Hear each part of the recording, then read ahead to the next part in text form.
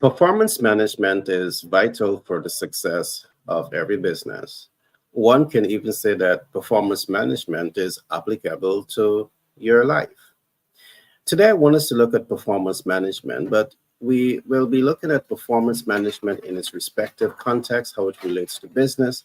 But we're going to be also looking at performance management in the context of wealth creation.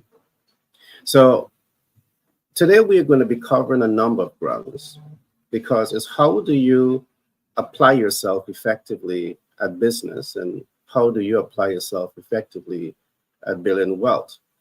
Today, I have a very dynamic person in studio that will be talking to us today about what exactly is performance management.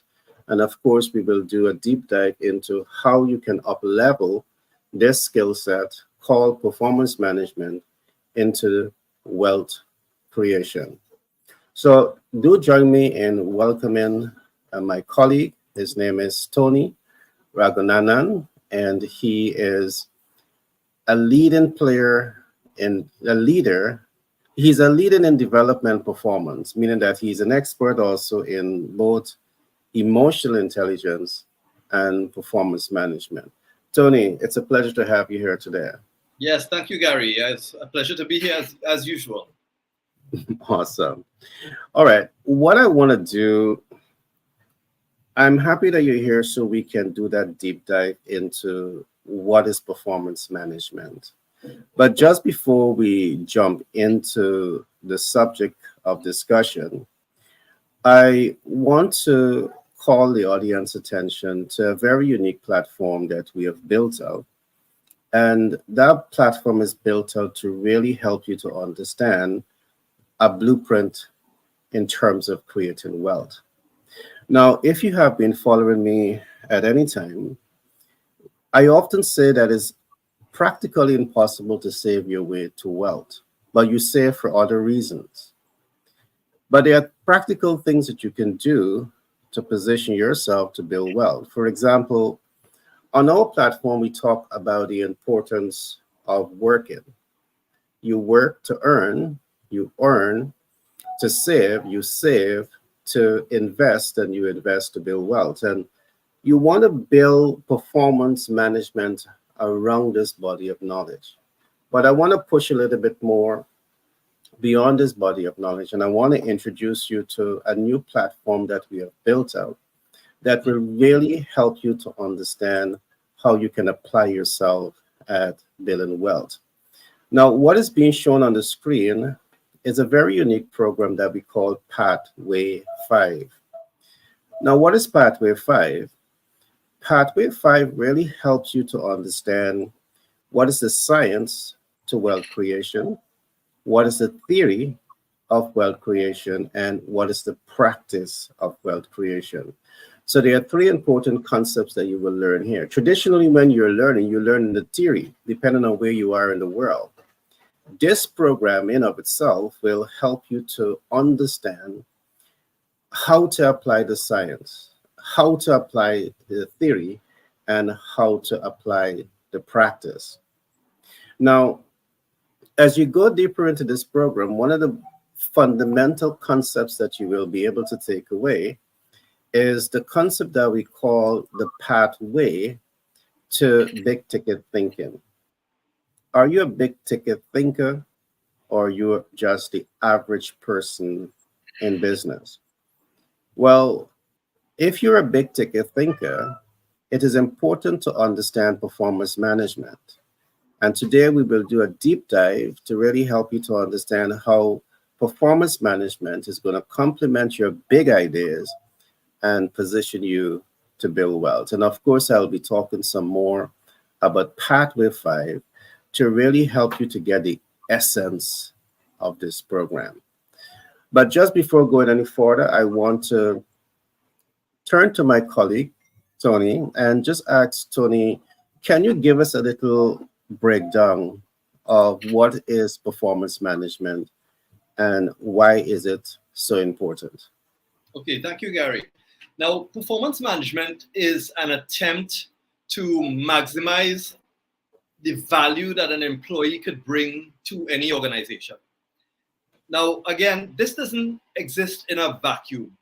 This process has to be tied to the organizational objectives. So when we look at performance management, we have to take an objective, sort of a holistic view of what we want to achieve. So performance management really helps all of us to understand exactly what is required in terms of behaviors and competencies and how those behaviors align with the core values of the organization. Once those two things are aligned, then we could look at what leaders have to do to create the right environment, to get the right behaviors from people so that our our strive for results is the one that we want to we are satisfied with. Awesome. So there's two things that we're looking at here: behavior and core value. Now, I want to also look at this from a management standpoint. When I hear performance management, it also reminds me of management. And there's a couple of important concepts that we were introduced to during management study. For example, one of the first things that we begin to look at in terms of management is the whole idea of setting objective and planning. And as we look at setting objective and planning is where the core values are going to come in, because here is where you're laying the groundwork in terms of how you want the brand to be known, how you want the brand to, people to respond to that brand. So you're laying the groundwork for that. Perhaps you're doing some testing. If you're implementing new models, you're collecting data, you're analyzing those data so as to refine that body. Now, I do believe that all of those skill sets is necessary. All right. And I think what happens very often, you have many rising stars in business tend to get into business without really taking the time to understand the machineries that propels a business forward. And can we shine some light in terms of the importance of really understanding what performance management is and how it can really help the individual to maximize on the targeted performance outcome for that business? And of course, the targeted outcome is going to be increasing productivity. It's going to be enhancing customer satisfaction. It's going to be optimizing the business potential to cash flow, which all aligns to the whole system concept of wealth creation. Right. Now, one of my favorite words when we talk about performance management is clarity. Yeah. We need clarity, but clarity doesn't exist as one how to say this as one word. It's more about having the strategic clarity. Every company needs a strategic plan, right? But we need strategic clarity, but we also need behavioral clarity as well. And behavioral clarity comes from that performance management. Now, what do employees have to be clear on? They have to be clear on exactly what they have to achieve. That is the reason why leaders need to have the expectations conversation. So I know what is expected of me as an employee, but it doesn't go one way. It's two ways too. You as a leader needs to know what I expect from you as a leader. And that could be part of the conversation. So then it comes into how aware leaders of themselves, how aware they of how they come across to people. So when we are clear on goals and behaviors, now we talked about behaviors and competencies already, but they also have to be clear on the key performance indicators that they have to achieve for that financial year. Or it depends on how often they do performance appraisals. I usually recommend having the conversations throughout the year rather than having an annual appraisal. So this encourages more conversation during the year with the actual leader so that employees know exactly where they stand at every point in the process. So when things are clear, then people know exactly, not only exactly how they're supposed to behave, but what they have to achieve as well. But remember, all of this is tied into the strategic plan of the organization.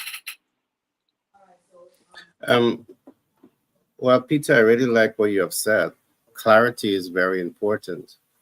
And I just want to expand a little bit on the term clarity. Um, Clarity for me begins with you setting clear goals. And in setting clear goals is to be clear on the behavioral pattern that must correlate with the goals that you set in order to attain the objectives. But as I look at performance management and the whole concept of clarity, I do believe that there's four important areas to be clear on. Because to successfully manage any business, I often talk about the 4 points of impact. And you need clarity with this. You need to be able to build systems to optimize performance here. And the first point of impact that I always talk about is how is your system set up to impact the workforce? Because again, if you have a demotivated workforce, you have underperformance. You may have corporate sabotage. You may have the inability to grow and scale the operation because you have a demotivated workforce. So it's important for you to ensure that you have the kind of culture that is going to help you to achieve a type of impact with the theme so as to ensure that they are highly motivated. And of course, every team player is going to be different. So the game plan that you're going to be developing to achieve impact with the team players must take into consideration those variable factors. Now, I do believe that your performance management system has to be built to also impact the target audience. Hey, Peter, I didn't even acknowledge you. How are you keeping, Peter? No, man. Yeah, I'm glad to be here, Peter. I'm glad to All be here. right. We're going to come to you shortly. Yeah. So performance management also has to be aligned to the game plan that is going to be developed to impact the clientele base. But to achieve impact with a clientele base, it means that you must have a system that really helps you to understand who is that clientele base. And there are many factors and indicators that you need to understand to, first of all, build out a framework to align or build a certain type of culture that can achieve the impact with them. Because the culture is not an isolated situation, whereas this is what I want to create in isolation to if it is relevant to the theme and to the ideal client. So building that culture should take into consideration how you want to impact, and how you want to impact should be relevant to them. So those are two areas of impact. It is my belief that once you begin to focus on these strategies to impact the workforce, to impact the ideal client, to impact the public, and I talk about the public here because it is necessary to have that game plan to impact the public, because some might want to say, well, they're not the ideal client. You're right. But they may be highly influential people that can refer persons to your organization. And if your culture might be practicing things that is not conducive to, environmental protection, it's not conducive to child labor, it's not conducive to these various factors, you have influential people that may influence people away from utilizing your business. So your culture must be built out, should be built out to focus on this. The last point that we would talk about is the bottom line. Is that culture being really built out to impact that business potential to optimize its cash flow? And performance management has to be aligned to this. But here's where I can push a little bit more, because from my analysis, What I see, the traditional companies, in depending on where you are in the world, you're happy about optimizing the business cash flow. But what happens after that? What does the culture says about that? From us, because we are heavily involved in private equity investment, we are looking also of helping the organization to adopt a culture that really helps you to understand how to leverage the excess liquidity. So as to, instead of having the excess liquidity sit in a 0.1% interest bearing account, with inflation taking place, we are able to work with you to show you smarter, more creative approaches that you can leverage to optimize that business potential cash flow, divorced from the primary source of income. So performance management could be expanded in all of these areas. And so I just wanted to outline that. And I think it's when we are able to expand it into how we can leverage excess liquidity is where I think you are now able to significantly leapfrog and enhance that business potential to cash flow. So I just want to pause there for now. I want to ask Peter to talk to us a little bit about master planning. I know that you're an expert in master planning, and of course, as you develop your master plan, that master plan has to be subject to performance management. And I'm just going to put my twist to performance management. Performance management is being clear about what you want to accomplish, and it's about having a strategic game plan to achieve that. That strategic game plan to achieve that could represent human resource, technical resource, and capital resource. But whatever it is, you need to have that game plan to attain that. Talk to us a little bit about master planning. And of course, we know the master plan is not only personal, it's a corporate master plan. But talk to us a little bit about that, my friend. And I know earlier we were talking about uh, the two different areas of management. I'd love to hear your thoughts on that. Well, it first of all, let me say it's a You pleasure. talked about lifestyle, right? Yes, Yes, on yes. to you, Peter. Yeah. Yeah, first of all, let me say it's always a pleasure to be here. And is it Tom, right? Glad to see Tony. Tony, right. Yeah, glad to see you as well, and to hear the subject matter that we're dealing with, project about performance management.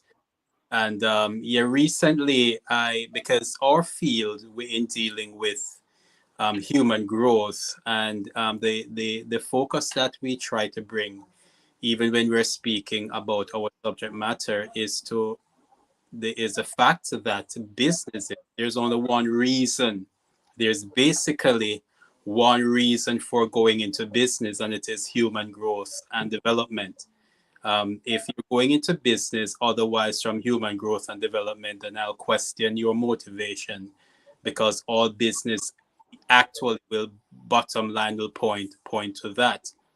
But then going into business, then there is two basic business really go breaks down into two basic elements really.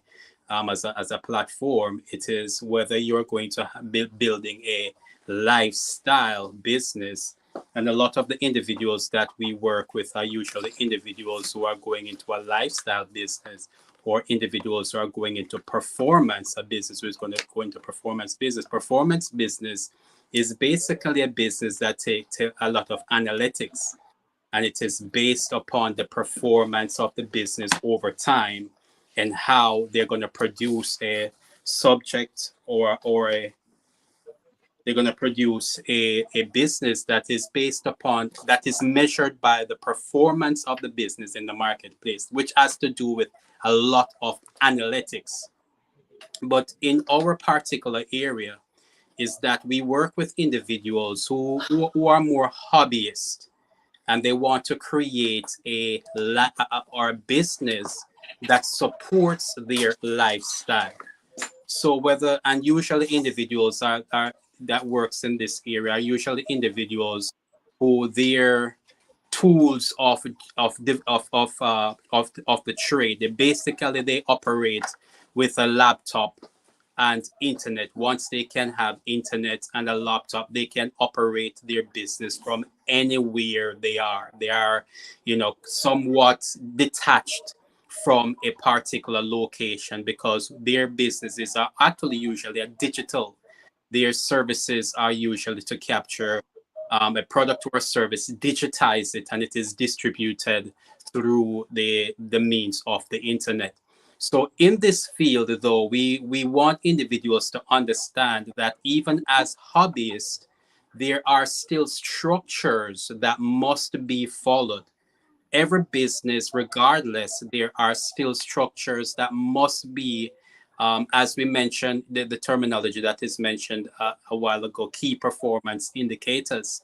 And for individuals who are coming out fresh entrepreneurs, and a lot of we're realizing that we're living in a world much that is based upon the gig economy. We still have to get individuals to understand you're moving from being a hobbyist, but not because you are a good at what you do, it doesn't mean that you will succeed as a business person. Being able to pull out, let me just use the example. Yes, I can be a good cook, but being a good cook doesn't not necessarily mean that a good cook is going to become a good restaurant owner, because it's a total different set of disciplines that are necessary. So under the field of performance and performance management, we try to hammer out certain basic concepts for individuals to understand that if you're going to be successful and you're going to measure performance, what are you going to measure performance on? Number one, there is leadership, because you now, the individual who is now taking the charge, that they're going to produce a solution, they have to understand that leadership, they have to take the reign from become just the practitioner in a particular area. Now they're gonna go into service, then leadership. It's the performance indicator. You will now have to perform as a leader. You got to take the charge. Number two, you can't we help people understand, if you are going to produce a service, then make sure that research and development is done, that there is enough market research so that what they're taking to the marketplace is actually viable. It is not just an idea.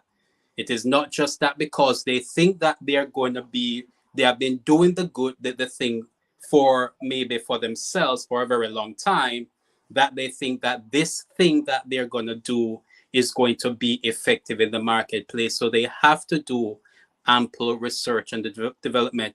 And there are seven different levels that the performance development, as in on top when you're going to the marketplace, they have to measure those. Leadership, and let me just run them through. We can come back when I'm going to deliberate again. But it is leadership, research and development, marketing, sales, customer accounting, and customer retention. So in all of that, we help also, individuals has to understand that you have to draft now a master plan. You have to now develop an effective service oriented process, a master plan, to know that this is where you're starting. And we have to understand, okay, a part of having that master plan, there is three dimensions to that master plan. Is where they're coming from, your backstory, where you are today, as and where you want to go. So individuals have to understand that in everything that they're doing, then there are those, as you mentioned, the key performance indicators, how they're going to operate, and they have to design that master plan. And we love to design and help people understand that having a master plan that goes in every area of their lives. They're there to serve and they're going to start out with themselves as an individual in their personal life, but as serving in their personal life, then they are a part of a group of individual, which is their personal family that is going to impacted by everything that they do. It is going to impact their family. If they're going to do a business, then they're going to take away time from their family to do that business. So they have to take into consideration also and share that, have a plan that is going to also be a part of a family development process. And in going out into the community, they have to also create a master plan in stakeholders from the community in how they're going to present their solution into the community, and a master plan also with how the family, the community, and their personal management of themselves working at a corporate level. So all of these, I just throw this out there, Gary, but all of this is quite essential for individuals. And we do this every day, no matter where an individual is. These are actual things that most people, we all do without even thinking about it. But then becoming intentional about the objectives that individuals want to make. It's always good for them now to have these things planned out, written out, so you can actually see it. And this is why I'm kind of really becoming interested in the performance management, because now an individual can look at these areas intentionally and measure, how am I doing in this area? And the area that I'm falling short, perhaps this is not my level of expertise. I need to get somebody now to come and help me in that area. And so, it is great. It's a great subject matter, performance management, and it is essential. I'm now beginning to put that into my repertoire of skill sets that is necessary. And I'm beginning to understand that the more you're deep diving and going into serving the community and serving humanity, there is so much more that is necessary. And we need actually to have a team and a scope of individuals working with, so that we can be effective in what we're doing. Well, you've said a lot, Peter, and I'm enjoying your deep dive into performance management. That was a great presentation. Yeah, very good. I want to come to Tony. And Tony, what has been clear since we have started this conversation is that any effort to implement performance management within the organization is no easy task, because performance management is not for HR. Performance management is not for public relations. Performance management is not for finance, but performance management is for the entire business ecosystem, the entire ecosystem. So it begins by understanding the organization chart and really building out specific performance ratio for each of these departments, so as to ensure that the machine is properly coordinated in terms of how it is run. But Tony, talk to us. I know you have many years of experience working with organization. What does preparing to deliver this program, performance management, is all about? How challenging is it in your experience, one, from the delivery standpoint, and two, from the internalization of the concepts to make it applicable and easily integrated into the organization? Right. So let me piggyback a little bit on what Peter was saying. He mentioned earlier that just because you're a good cook doesn't mean that you could be a restaurant owner, right? I like that. So now, in order for any business to start, you first have to have the opportunity to start it. Now, when you have this opportunity that what you want to take advantage of, and you decide, let's use the restaurant as an example. You decide, wow, this town could really use a good Caribbean food restaurant, right? But now you have people who you have to get. This guy is a good cook. He wants to start up a restaurant, but now he can't do it on his own. So you have to decide what kind of experience you want your customers to have. And that will come from your core values. What do you believe in? And that doesn't apply just to customers. It applies to what is going on internally as well. So your core values, the definition of that is what is important to us.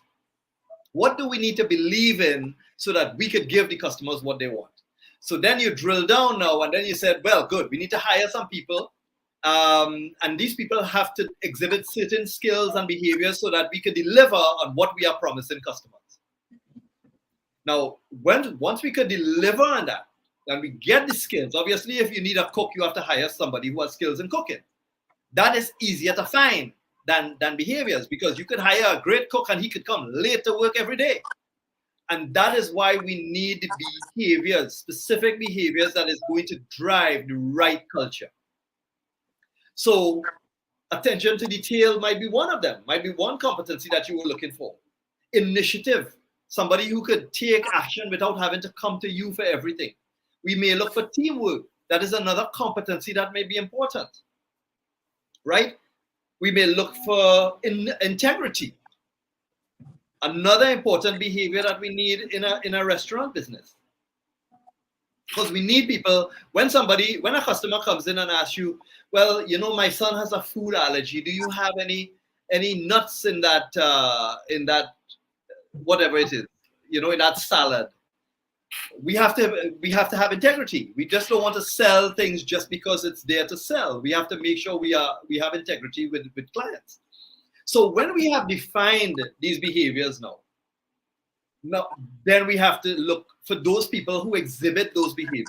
And that is where the recruitment process starts. And you want to get people who have these behaviors naturally. Now, I want to make a statement about this. Some behaviors that you have defined, what we will call competencies, needs to be the price of admission. In other words, you cannot bring people in to teach them integrity. You cannot bring people in to teach them what is teamwork. They have to know that coming in. And that is what the recruitment process is about. Integrity is one of those competencies that needs to be the price of admission. You cannot bring people in and teach them that. But you could bring people in who may be falling short in terms of their communication skills. That could be taught easily. And over a short time, you could get somebody to be a better communicator. Of course, it's always helpful to come in with that skill beforehand, but that is not always the case. If you have defined 5 competencies that are important to you to drive those values that you have like your core beliefs, then it's always better to have those things that come in as habits. Look, I am punctual by nature. If I was reporting to you, you would have no work to do in terms of getting things on time, because that is my nature, to be punctual. Yes, I have things I need to work on, but punctuality is not one of them.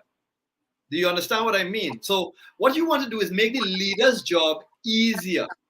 Now, if the owner of the restaurant wants to become the cook wants to become something more, he's now a restaurant owner. So now he has to develop leadership skills that are going to cascade upwards. So all of the competencies that you developed, when people are demonstrating those competencies well, then you could move them up. So the cook himself has to master those competencies so that he could be a good leader. Because if you promote anybody else in there, they have to be able to coach and give feedback to the people who are working there, because those people who are demonstrating the competencies well knows how it should be demonstrated, so that they could teach and coach and everything to develop those people.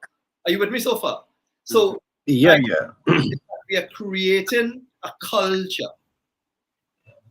By focusing on the competencies and the values, we are creating a culture so that everybody who comes into that culture comes in, and you have to let them know, well, this is the way we do things around here. And that is what will drive your business forward and differentiate your business in the marketplace. Because let me give you an example. There was a distributor here that I used to go to buy something. Now, there were two distributors that had the same product, but I always went to the one that was further away from my house because the experience I had there was better. Mhm. The first one took a long, long time to even get my product. I could get my product at a longer distance in a faster time. So my experience mattered. So coming back to the restaurant, what would differentiate you? One is the product and service. Two, it is the process that the customer has to go through to come there, have lunch or dinner, and then leave. What is the process that they go through? And the third one is people. Sometimes we would call up business and ask for one specific person because they are the ones who treated us good the last time. Because people come back to businesses because they want to re-experience whatever they experienced the first time. And only people, processes, and product could give you that.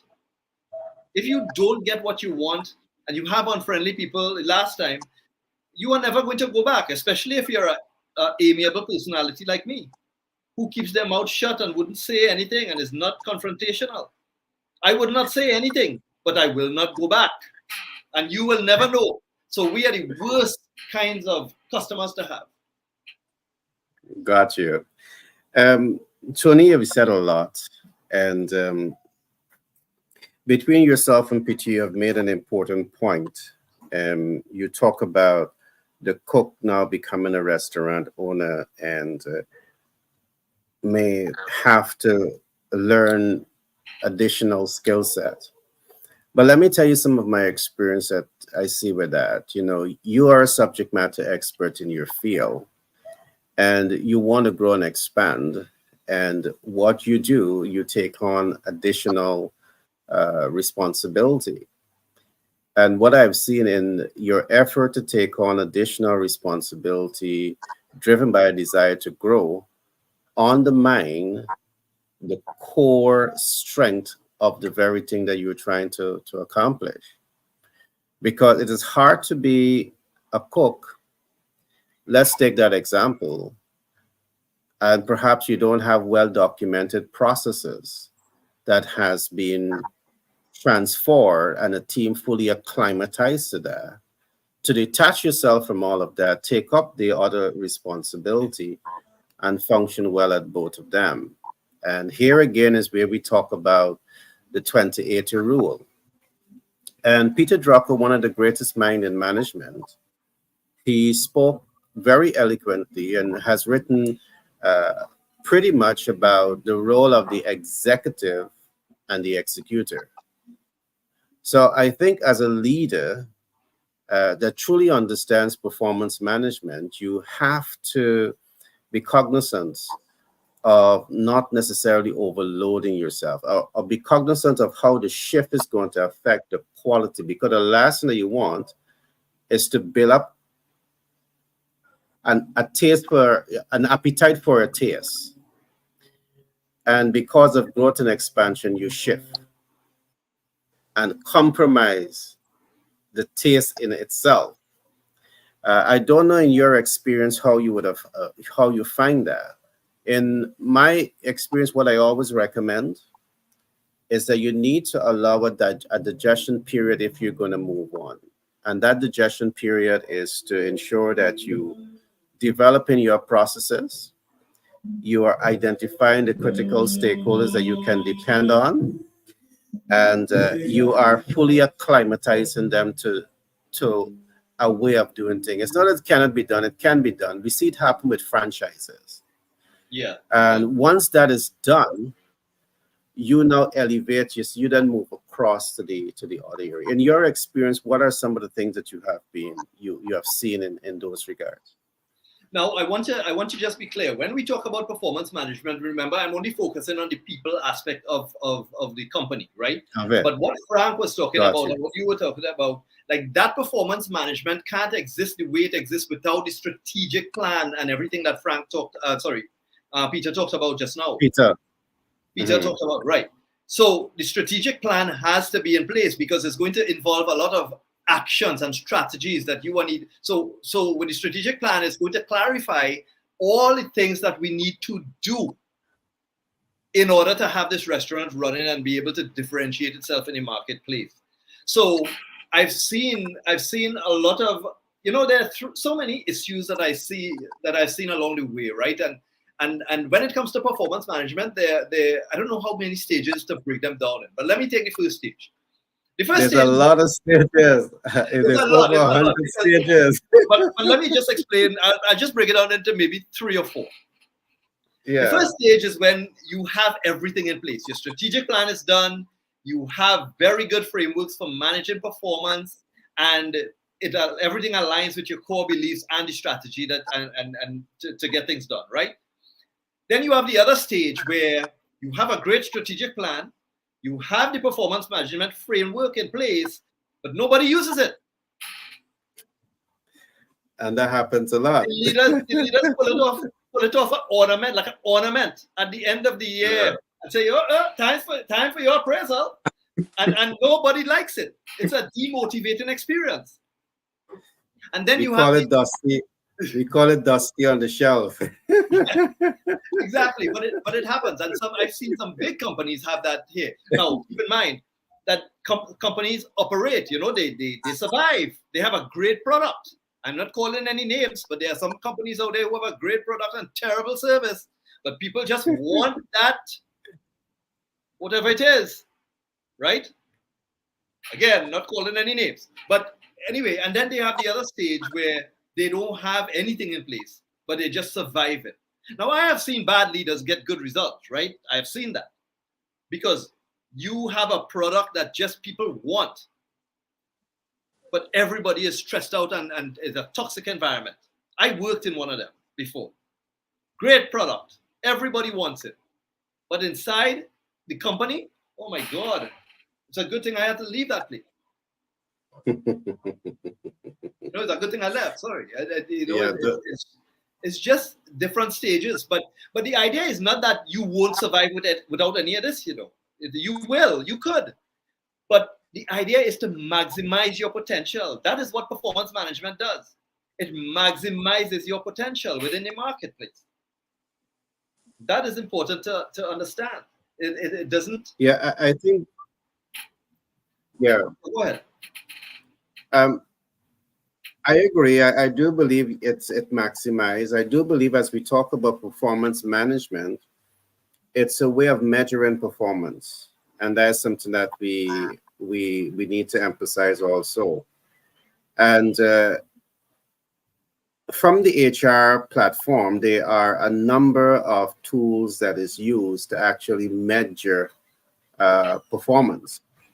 Yes. On the whole issue, and we talk about this a lot, Tony, on the whole issue of measuring performance and optimizing performance, there are a lot of variables that can be looked at in those regards.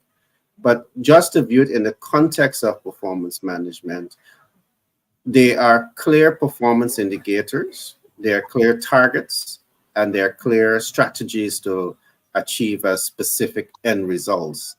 And I think that's what makes performance management interesting. What I find happen, however, Tony, coming from a wide management background, I see that performance management sets out to attain some of the very goals that management sets out to accomplish.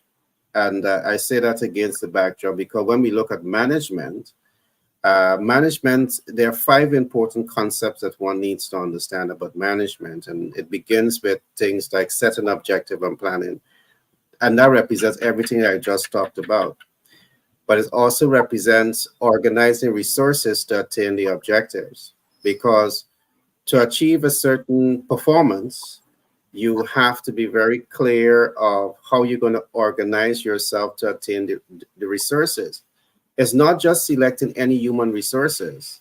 You may, just like what you would have pointed out, you need integrity, you need this, you need that. Management sets out to accomplish the same things, different terminology. They may have some slight differences. Management, as you go deeper into it, is also about coordinating activities. So everything must be properly coordinated, because if activities are disjointed, it's going to affect performance. It's like the factory has to start at this particular time. So we need to have all raw material in the factory uh, hours before, the day Right. before, so you can guarantee that process. So performance management is a range of different things that we can look at.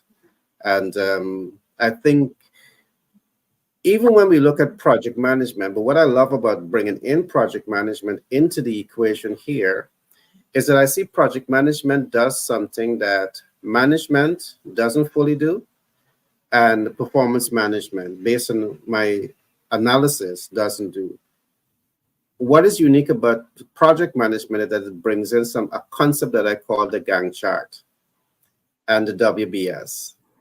And that is every single goal that you're setting, they timeline it.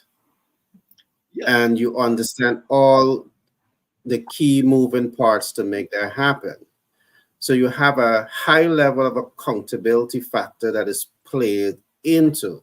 So what I find to be very unique is your ability to combine elements of all of these skill sets into your management efforts so as to optimize the end results. And again, performance management is not divorced from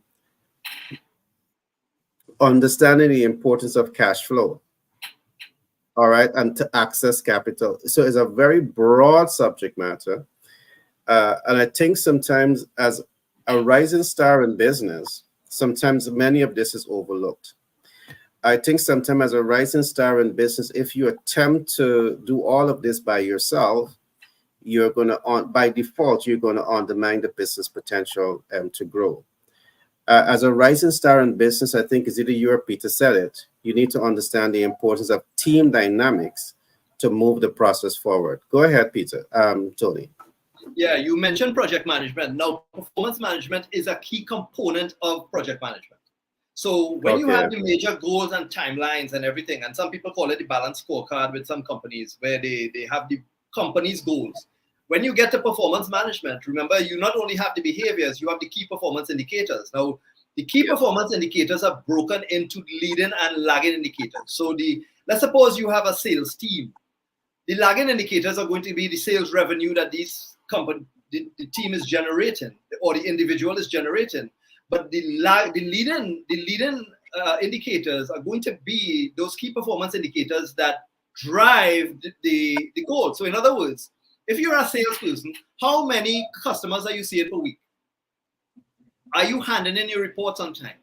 How many activities are you doing with your clients? All these things drive the sales. But many people don't measure the leading indicators. They just measure the lagging indicators. They just measure the sales. They don't measure anything else. And when you measure the leading indicators, then at the end of the quarter, you could look at it and say, okay, well, this person didn't see all his clients in July, and that is maybe why the sales dropped. You are able to see exactly what caused the problem if there are leading indicators in place to see what is causing the lagging indicator. The goal. Does that make sense? Now, the idea is are you saying that within the thesis of performance management you have that, or are you saying that yes. Because it is now coordinating with project management you have that? Either way, you need to have it both ways, because it has to align with the company's goals, and it has to align with the project. Yeah, the indicators are very, very key. The breakdown to achieve those indicators, to monitor and evaluate and control the processes is very, very important. Right, and you had mentioned something earlier about planning and setting the vision and everything. Nothing's wrong with planning and setting the vision, but it has to be communicated. The leaders need to have the conversations with the people who are involved so that people are clear. Clarity is key. Yeah. So to add to the communication in management, we say communicate and motivate the team. So it's not just the communication, but you must have a mechanism in place to ensure that you have a highly motivated workforce in order Yes. to achieve the performance outcome that you're looking for. So there's so much of moving parts that needs to be done.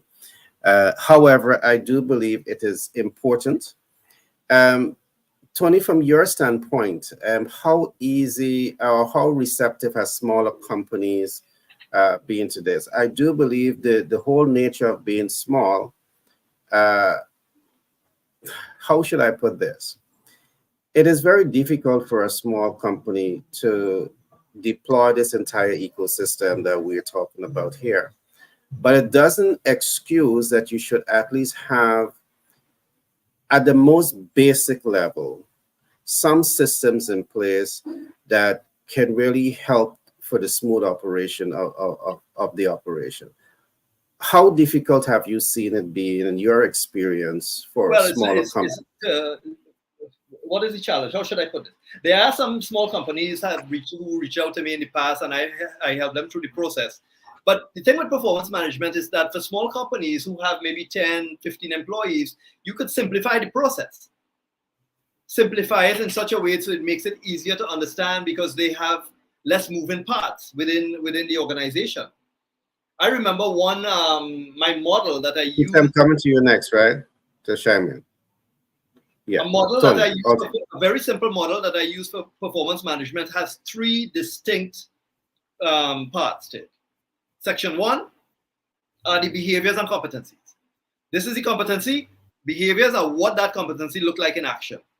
Simple. Section B, the key performance indicators, the inputs and the outputs. And section C, developmental goals. Whatever they fell down on in section A and section B, you put it into developmental goals. Well, this person has to work on X, Y, Z in the coming year. So then you have to put the system in place to make sure that can happen. Right? That is part of the performance management process. So that everybody is like we pay attention to people. That is what inspires people, is having them involved in the planning process, having them involved in having them have autonomy, responsibility for setting goals, and recognition.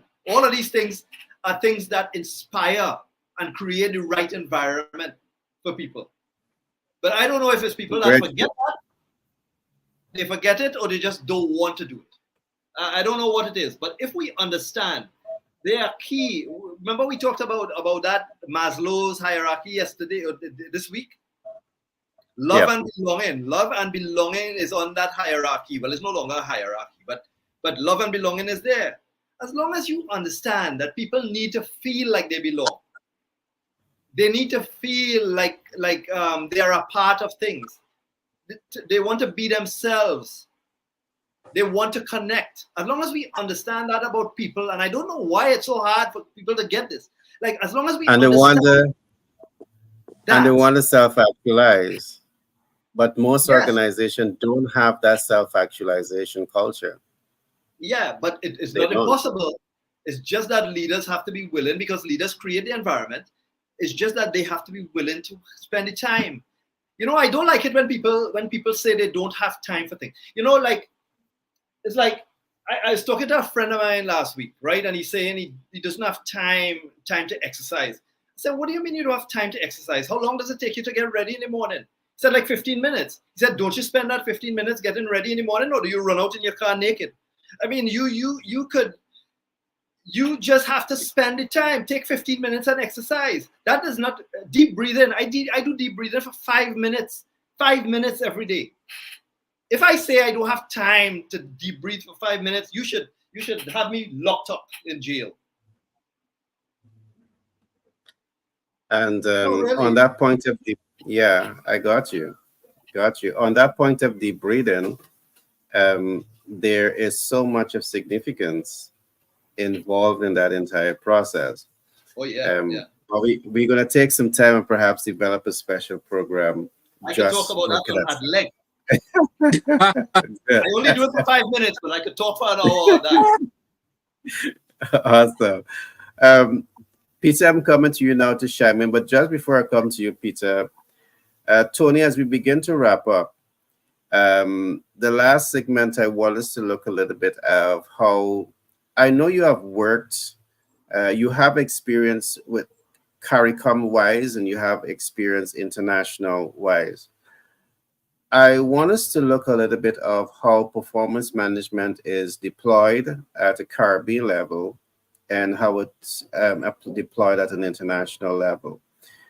In my experience, I see there's a way of thinking internationally where there is this focus on going global. There is this focus on nationalizing the operation, which means that you have performance down to a T. Um, you are also able to see as you look at international platforms, uh, as you look at their performance management systems, you can look at, let's say you're looking at a travel agency, you can see their calendar of activities for one whole year. All right, you're looking at certain industry, and that's how uh, involved they are with setting goals and deploying, identifying the right processes and systems to go after those goals, and ensuring that they have a machinery that is really supporting that bigger vision that they have. We're going to come and talk about it just now. But Peter, your thoughts on what we have shared so far? Yeah, and I'm loving it. I'm loving the whole idea of performance management, and because it is very much important. As I said, that it is something now that I'm actually applying to my personal life in how I carry out and how I manage.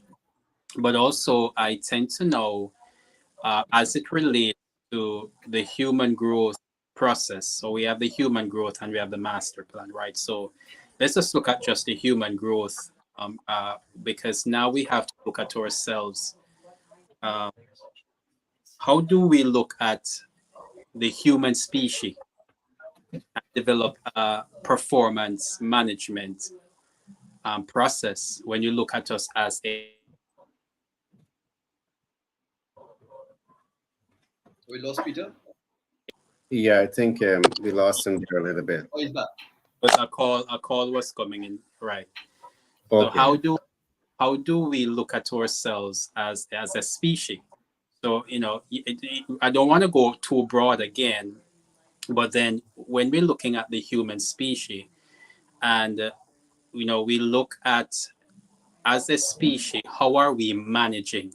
When you look at what is happening in the globe and what is happening in our world, how are we really? Are we really becoming? Are we really civilized? Performance management. Is the human species really developing and becoming self-actualizing in terms of what makes us human? And the concept of what makes us human is something that we are very intrigued with as we look at human growth development. And then we try to have individuals to understand what we call the six, or then well, really it's the nine dimensions of the human, how we operate as a species, right? So to break that down even a little bit more, performance management will have to look at how we are operating within our physical environment, because we first of all we're a tripart being. Human beings are a tripart being. So within that initial three components, we got to look at how are we performing in our physical environment, the natural world in which we live. And then we're going to look at inside of the natural world, inside of the individual as a person. We have a soul, and then the very core of us, we have a spirit, right? So how are we operating within the area, the human person as a psychological being, which is a soul? How is he operating in that dimension? And then how are we operating in the area of spirituality? Because we can't avoid that. We cannot avoid the fact. And the truth is that we are divine and spiritual beings. And that's really where things happen. Because what we see in the natural world actually was drafted and designed in a spiritual space first of all before it actually become natural. So the first three elements of performance that we have to manage is the physical world, and it is easy to operate in the physical world because we see it and we can touch it. But then largely to what you do, Tony, about emotional maturity and all of that, Intelligence. emotional intelligence, and that has to do with the psyche, and the psyche has six components that goes in what we call the psychological dimension of the human being, and that is where the other six add to the initial three that we have, the nine dimensions of the human person. So within this sixth dimension now is our memory, and that is another area where we got to measure performance. How are we performing where we operate, where our memory is concerned. Performance in management in the area of our thoughts. And when you talk about our thoughts, a lot of individuals thinks that they think, because thinking is not so much of an easy thing. So sometimes people rather to regurgitate other people's thoughts, thinking that they're actually thinking. But thoughts require originality, and it's not an easy thing to develop an original thought. But performance management has to be exercised in the area of thoughts. It has to in the area of emotions, the management of emotions, because a lot of persons are in jail right now because he just didn't manage his emotion right there. Then another person are divorced because they become fired because they didn't manage their emotion effectively. A lot. Then your intellect, performance And a management. month later, Ah, and a month later, and a month later, you ask them why the divorce, and they can't even tell you why. so performance. Emotion was too high. So, All right, go ahead, Peter. so performance management goes also into our intellect, and all of this is operating in the realm of the soul, or intellect, which has to do with our education. How do we gather information that is useful, that can be reapplied to advance us as a species? And then in the area of our will, making decisions, making choices, the proper choices, the right choices, and then in our imagination.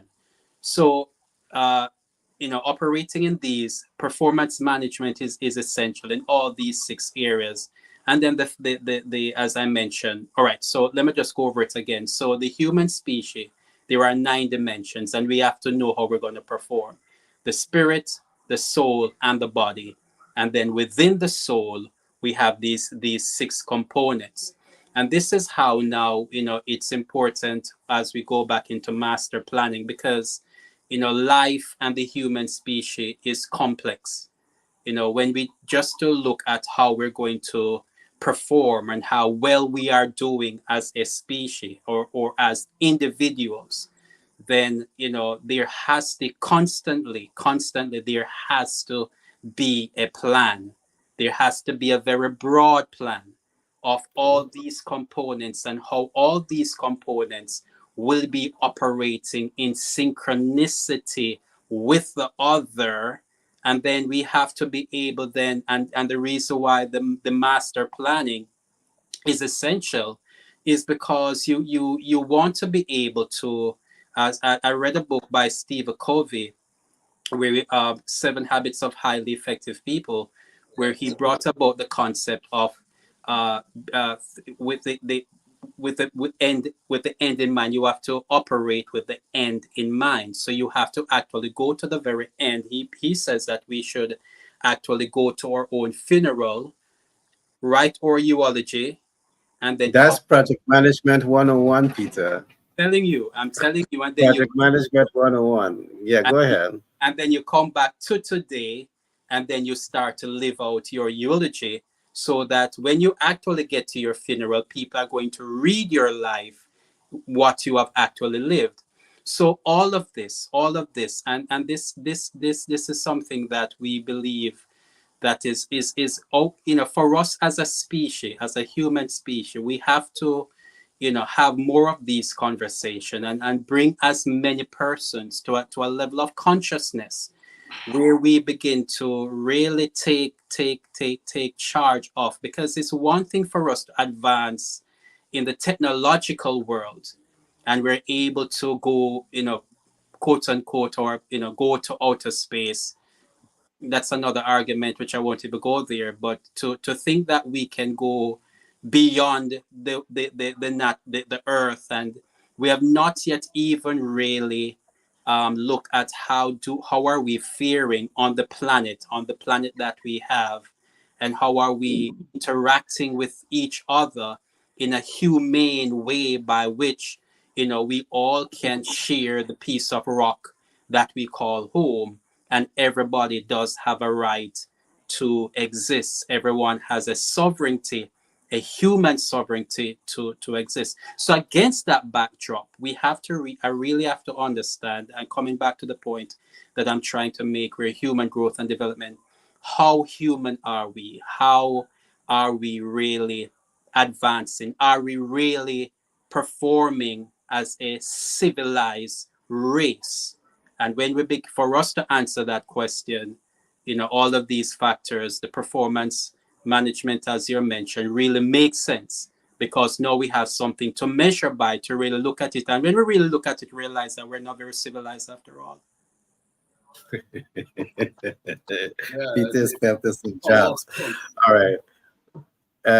No. Let me say what, I'm happy that Peter is here to bring his perspective from a theological standpoint. And I do believe that a lot of what he's saying makes a whole lot of sense, because as we look at performance management, it's important to look at the whole being. The whole being. I think one of the mistakes that we make sometimes as we look at optimizing performance, we look at the thesis.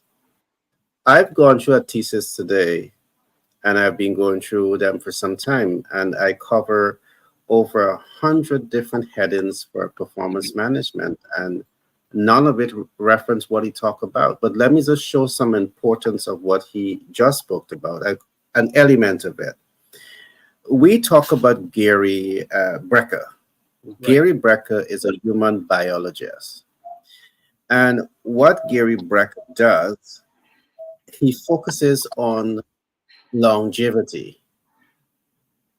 And because of the way he goes about it, it has 101% to do with optimizing human performance, because he looks at health-related issues that the academic just don't look at. And as a performer specialist who wants performance, if you are just focusing on the thesis and not looking at that, perhaps not looking at the spiritual aspect, perhaps not looking at all of these areas, are we really helping the whole being to be nurtured and to develop? So those were some very great points, Peter. But Tony, I'm going to have you chime in before we go to the bigger picture and then wrap up now. But great points, Peter. Tony. Right. So Gary, you were asking about how performance management is conducted in other countries. Now, one of the differences I've seen over the last few years is that when people do, and I'll take one segment of it, just for the sake of time, how people conduct performance appraisal is pretty different in places like the US, Canada, Europe. Now they are moving towards having more conversations rather than having a formal appraisal at the end. That has been going on a while now. But remember, when we talk about culture, I mentioned before that culture, I don't think it was in this call, but we live in a collectivistic country. The whole Caribbean is basically collectivistic. We focus on community, and I have, like, for example, I have a chat with people from primary school still on my chat. That is not so common in the individualistic countries. People are more, it's all about what I need to achieve rather than what we need to achieve as a community. What I see the struggle with, especially in the Caribbean, is when people have to be held accountable for a lot of little individual details. Like, I need you responsible for this. People are used to that over there. I used to work for an American company, and they measured us on everything. And I find that people sometimes struggle here. But the irony is that the people here who work for international companies don't have any issue with doing all the details. They will spend half day on a performance appraisal. But for local companies, I think they sometimes encounter problems getting people to comply with that sort of process. But I support the more regular conversations for everybody, even though things are documented like key performance indicators and behavior, key performance indicators and behaviors. Yes, documentation is crucial because that is the only way you are going to get proof of performance. But how it is being done needs to take a more collectivistic approach in terms of having more conversations. Yes, they are doing it in the foreign countries as well, but we need to take a different approach to that. And how because it helps the relationships. And remember, generationally, we are not like the people in the 60s and 70s anymore. Now the millennials and Gen Zs, we have to take a different approach to them, and they are looking for more validation from us as leaders. So taking that into consideration, just to keep it short, is we need to change how we do things in performance management. But it's going to, All right. performance management is here to stay. We just have to adapt how we use it in different areas. Yeah. What I'm going to share with you that I have observed that is different is that in the developed world, there's a tremendous emphasis on big data. And because there is this emphasis on big data, they understand market realities from a localized standpoint, from a national standpoint, a regional standpoint, and an international standpoint. And I believe that because you have the data matrix, it really informs effective business decision making process. And I think there's where you have a major difference and a major advantage. Because think about it, you are a rising star in business and you have access to big data. What big data does, it helps you to understand your market reality. It helps you to understand what are specific needs within the market. It helps you to understand what are gaps in the market. It helps you to understand practical steps that you can take to fill those gaps at a national and international level. And you have the enablers to drive and support the decision-making process. So perhaps because, well, we might want to say because they have years in, in advance in applying these tools, developing economies, middle income economies is on its way, is why you have the differences. But there are some major differences that we need to look at. I think from a Caribbean standpoint, there's a lot of work that has to be done. I think some of the tools that can help, well, a lot of tools can help, but I want to say project management can play a very pivotal role as a major, player in that regards. The other thing that I think is also important is data collection and data analytics, the ability to leverage data in the right way, and also the ability to mitigate data, because performance management is not divorced from recognizing that market realities change. Yes. And performance has to be adjusted based on market realities. But for it to be adjusted, it means that the implementers behind performance, they have to be oriented to the market. They have to be sensitive in order to be responsive to market realities. At the international level, we find that the bigger players, they are investing millions and millions of dollars into the data. So they're able to have that superior oversight of market realities. And this is why, again, we see many of those companies, they end up becoming multi-billion dollar operations.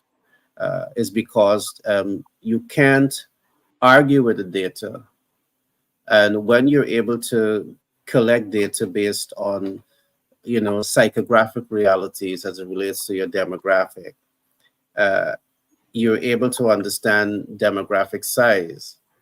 It really puts you in that position of strength where you are building performance management to drive success based on predictable outcomes that you have.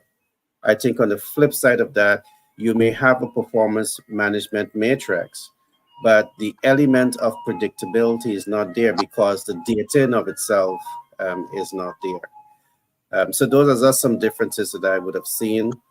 But I do believe that there's hope with people like yourself, Tony, who is actively involved in performance management, actively involved in emotional intelligence. People like Peter, who is amplifying conversation and dialogue now in relation to master planning. Master plan is having a clear mental picture as to where you want to go, why you want to get there, and how you're going to get there. So I believe that there is hope to foster a new way of thinking. And Tony, your word is culture, to really help industries to adopt the right culture. In some cases, it might be new culture to really drive productivity, performance, and diversification, and a new way of thinking in terms of doing business. But I like the shares. But just before we wrap up, any last thought from anyone on the topic itself? I'm going to start with Peter. Your closing remarks. Yeah, so mass performance management, as it relates to master planning, which we love to talk about, an effective performance management as it comes to master planning. There's two things that we pull out of that, and as we're helping individuals to design a master plan and a master plan that is going to perform well, then the individual will have to see in terms of the linear view of time. How are they moving through time in a linear view? So the vision of where they want to be at the end of their lives. And we like to tell individuals, as I mentioned a while ago, to attend their own.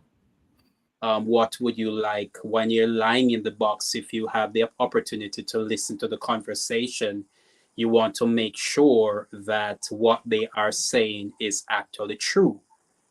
So you have to have a linear view of time in how you're going to operate in the future, and you have to pick a age. So we like to talk about 40 years. So where we are today, an individual who is, say, in his 50s, in her 50s, then you're looking at, I tell individual, look at the oldest person in your family that died. And in my respect, my grandmother died at 96 years old. So I look at myself, okay, I have a good chance that I can make it to 96. So let me plan, let me do an effective plan in terms of time and what time will look like, even as we look at how life is changing as technology advance and time is changing. You have to be able to predict, well, not necessarily to predict, but to have a sense of a vision in what life will look like based upon, as you like to mention, Gary, the historical data and what is happening. What are the chances of what will life look like on a linear view in terms of the next 40 years? But then we do have to understand the second concept, that life does not really uh, play out in a straight line. Life play out on a day by day basis in cycles. So we have to now move away from the fact that yes, you see this, but you are more often than not, you're not just going to walk from here and walk out 40 years in a straight line, because life in reality happen in cycles. Time happen in cycles. Now, here in the United States, we are now coming out. We're going towards summer. And we can predictably, we know that every year is divided between spring, summer, autumn, winter. So now we can look at the cycles of our lives, and we can break down that cycle from the quarters to on a monthly basis to the weekly basis to the daily basis. And now we can now work at our habits in terms of what we're going to do every when in order to have those outcomes that we're looking at in those intervals. So having that kind of a process, now we're able now to do a master plan based upon these processes. Number one, as I said, the timeline and the cycles, and coordinate the timeline and the cycles according to what we want to accomplish. What do I want to be? How do I become that person that I am envisioning? And how do I attract individuals that will assist us to do that on in the four levels that we mentioned at first, on the four levels of myself as an individual, serving my family, myself as an individual with a family serving the community, and myself as an individual with a family serving the community in a corporate structure. And we try to balance that. Well, not try, we can't try to do anything, we just got to do it. We work we put the components in place so that individuals at each interval, we can look back and we can then measure, did we do what we set out to do? How effective were we in doing that?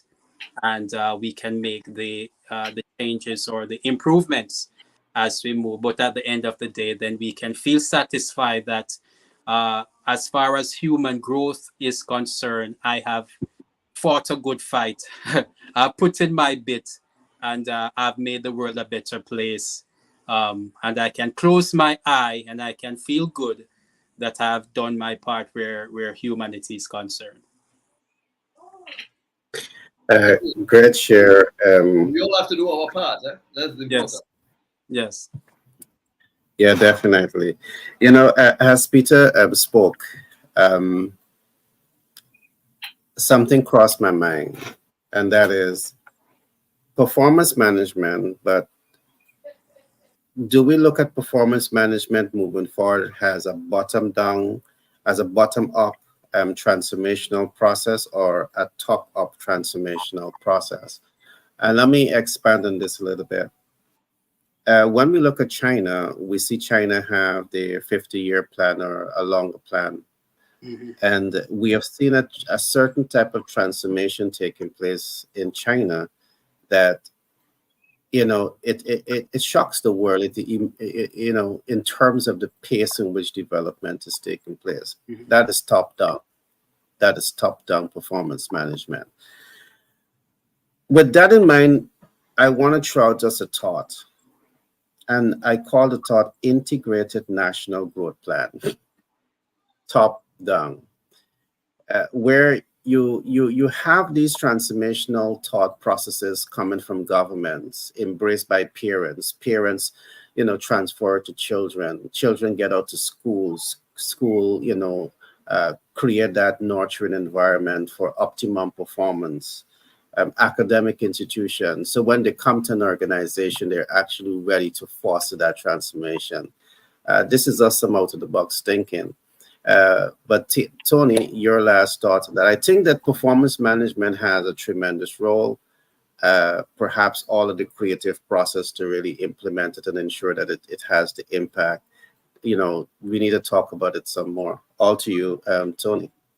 Yeah, but when we talk about organizations, remember the ultimate goal with organizations is want to achieve the objective, but we have to do it with the right culture. So, and in order to create the right culture, we need that holistic approach. We need everything to be aligned with performance management, to be aligned with strategy, for human behavior to be aligned with performance management. But what we want to really do is to create good habits within people. Yeah, but Tony, not cutting you, right? Yeah. With all fairness, I'm fully aware of this, that while many organizations may want to achieve optimal performance, it's a struggle. Yeah, It's it a is. struggle Yeah, because it's not an integrated process. The human resources in which they have to work with leave so much more to be desired, because the nurturing process should have started a long time ago. It should have been yeah, tied back to a national development focus, yeah. so Because that people, nurturing exactly. bedrock is there. Yeah, Yeah. because people come into companies and you don't have any idea what their history is like. You don't know what people went through in the Yeah. past. You are not psychologists and psychiatrists working in companies. You are just people trying to get a job done. It And makes the work difficult. yeah, it's You always going to fishing be with a difficult. blindfold. But we need to have the processes in place, and that is key. Yeah, great points, Tony. Tony, I must say it's always a pleasure working with you because you stimulate so much of ideas. You got me talking about integrated national growth plan. Well, glad I can help. All right, but it's always great working with you, and looking forward to expanding this conversation perhaps next week. Yes. Peter, always great working with you. I love that you always bring in that theological standpoint. You two got ideas sparking because perhaps as we look at human growth and human performance, we might have takes. I might have overseen spirituality and how spirituality integrate with that. I might have overseen how the right dietary plan influence how human thinks and process information and perform. But of course, with you guys on board, you have a more dynamic view of looking at how we can move towards performance. It's not just the academic thesis. There's many other moving parts to really set the stage to give human a fair chance to be fully optimized. So with that being said, I want to thank you guys for coming and hang out with me on a Saturday, and of course, providing sharing as much information that we can share with people. Remember, Tony's an expert, Peter's an expert in this field, and if you need support from these guys with your business, I want to encourage you to just send us a DM, send us a text. I'll be happy to put you in contact with each of these guys. With that being said, have a great week, my friends, and to the audience, do enjoy your weekend. Yep.